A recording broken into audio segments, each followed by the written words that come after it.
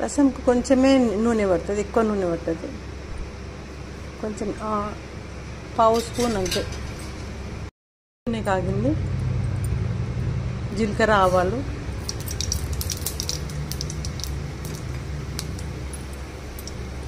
ఒట్టిమిరపకాయలు,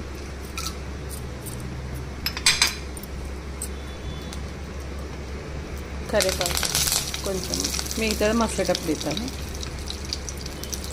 టమాటా,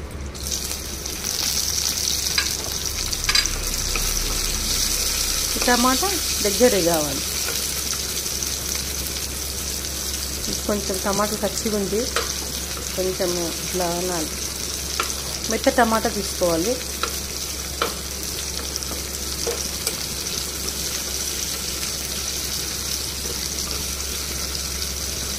చింతపండు రసం మనం చేసేది ఇప్పుడు, దానికి పోపు, టమాటా ఉడికి పసుపు వేస్తాము. ఇప్పుడు చింతపండు పిసికి పెట్టుకోవాలి ఇట్లా. దీన్ని ఓడగడతాము ఇప్పుడు.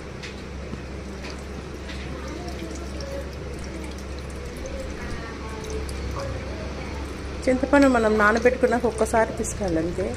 మళ్ళీ రెండోసారి మూడోసారి విసికితే చేదవుతుంది.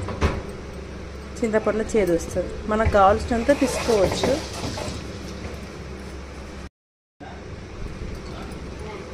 మొత్తం ఇలా పిసకకుండా ఇలా ఇలా అని పిసుకుతాము.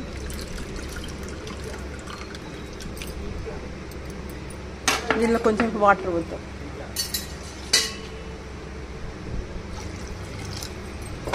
మనం ఇది చూసుకోవాలి.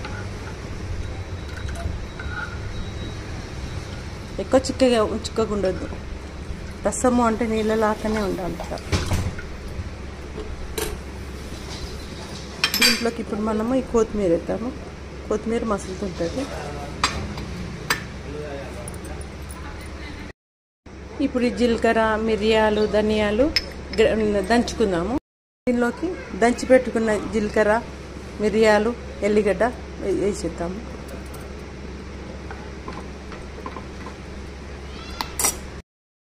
ఉప్పు వేస్తాము. దీంట్లో ఉప్పు, బెల్లము రెండు వేసేయాలి.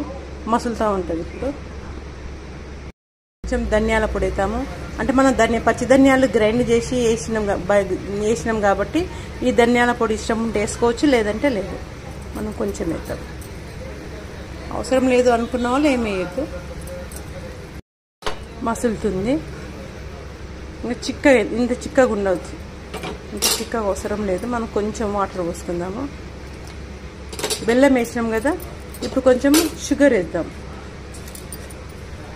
1 స్పూన్ షుగర్ వేద్దాం. ఒకసారి పొడి కొట్టి పెట్టుకుంటే ఉంటుందండి. ధనియాలు, జీలకర్ర, మిరియాలు, కొంచెం ఎల్లిగడ్డ అవి పొడి కొట్టి పెట్టుకొని సీసాలు వేసి పెట్టుకుంటాం అనుకోండి. ఇలా రసం చేసినప్పుడల్లా 2 స్పూన్లు వేసి పెట్టుకోవచ్చు. ఖరాబ్ కాదు అది.